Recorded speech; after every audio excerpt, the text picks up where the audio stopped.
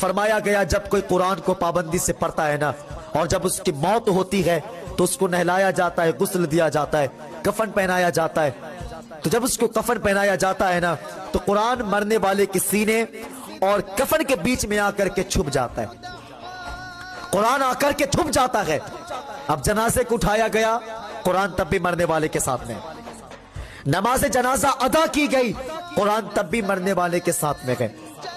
قبر میں مٹی ڈالی گئی ہے، قرآن تب بھی مرنے والے کے ساتھ میں گئے. اور جب قبر میں مٹی ڈال کر کے چلے آتے ہیں اللہ اکبر تو پھر سوال کرنے کے لیے دو فرشتے آتے ہیں. آپ نے بھی کبھی سنا ہوگا ان کی شکل اتنی بھیانک ہوتی ہے، اتنی بھیانک ہوتی ہے کہ دیکھنے والوں کے پسینے نکل جاتے ہیں، جن کو منکر و نکیر کہا جاتا ہے. جب سوال کرنے کے لیے فرشتے آتے ہیں اور جب سوال کرنے کے لیے مرنے والے کو فرشتے اٹھاتے ہیں تو قرآن ترنت اس کے کفن سے نکل کر کے ایک خوبصورت شکل لے کر کے فرشتے کا ہاتھ پکڑ لیتا ہے اور کہتا ہے ٹھہر جاؤ، خبردار اس سے کوئی سوال نہیں کیجئے گا، کوئی سوال نہیں کیجئے گا. جب قرآن نے اتنا کہا ہے تو فرشتے کہتے ہیں تم کون ہو؟ تو قرآن کہتا ہے کہ میں رب کا کلام ہوں، میں رب کا قرآن ہوں. تو فرشتے کہتے ہیں اگر تو رب کا قرآن ہے، رب کا کلام ہے تو ہم بھی رب کی مرضی سے آئے ہیں، ہمیں بھی رب نے یہاں بھیجا ہے. اللہ اکبر. محبوب فرماتے ہیں کہ جب فرشتے یہ جواب دیتے ہیں